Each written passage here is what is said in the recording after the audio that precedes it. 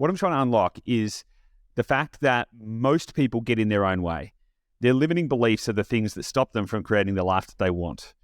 You obviously found a way through some of those limiting beliefs to create a new kind of management model that worked, and then also to move countries and start living life on your own terms, whilst also still managing the business. Because a lot of people think one day, after I've done all this other stuff, I will then have the freedom to go do the travel or do the adventure or do the challenge, but you did that at that same time. So my question is, what were some of the limiting beliefs that you had to confront or overcome on your journey to creating a life by design?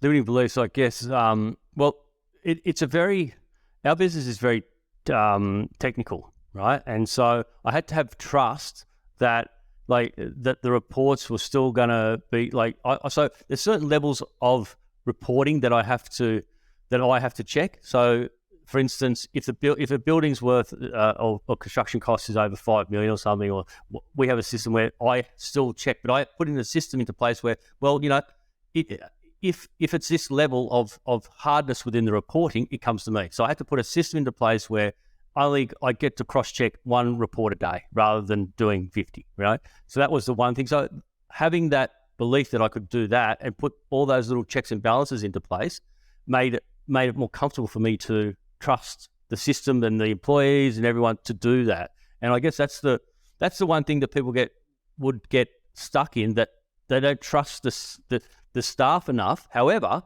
if you put systems into place that nullify mistakes, that's how you can overcome and live the life that you want to. What about for you, not just in the business? So putting better systems into the business, good.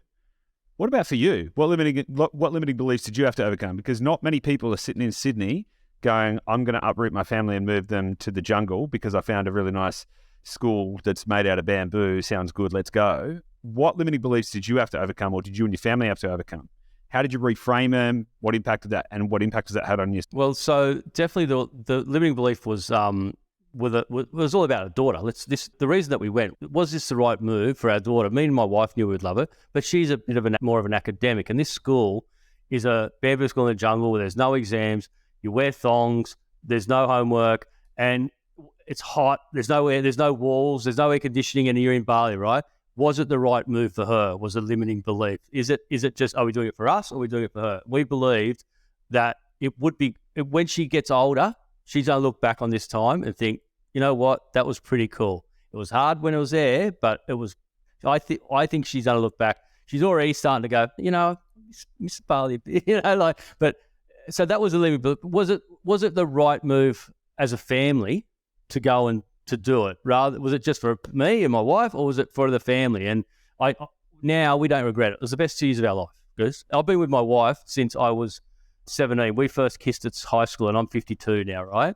And so been in the business a long time, been with the same partner for way more than I haven't been. So we just had to have the limiting, I guess, get over the limiting belief that it was going to be for our daughter as well, was the main thing.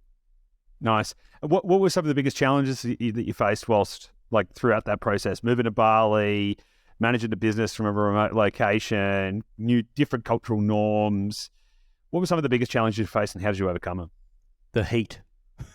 The heat was a killer, right? As my wife said, she started sweating in places she didn't even know existed. The challenge, I guess, was sometimes, the times that wasn't that bad. The having some clients that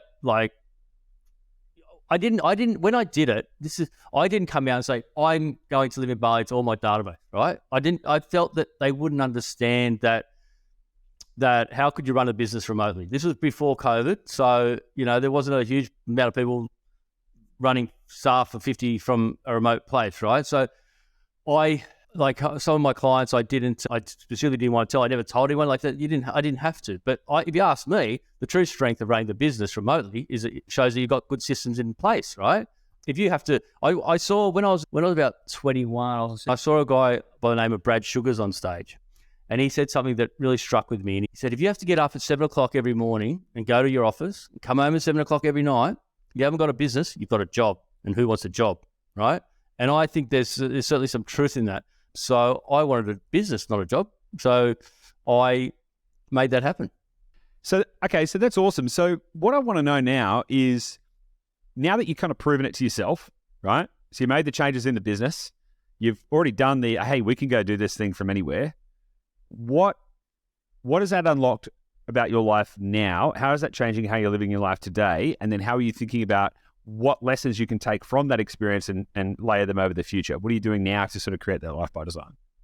Well, it's a bit trickier now because, I've got a beautiful life, by the way, where I live. I've got a beautiful family, beautiful house. I have a wonderful life. But in terms of doing that again, my wife wrote a book about this Bali journey called Our Green Change. And so what we're thinking next is my daughter wants to go to Oxford and she wants to study history, and she's quite smart, so she might get in. And so we're like, well, people are asking my wife, so what are you going to write next? And so we're thinking that if she does get into Oxford, we might try it in Europe, and she can write a book called Our Gap Year. And we'll have a couple of gap years over there. And now that we've done it, right, it's a bit trickier, Europe, the time zone.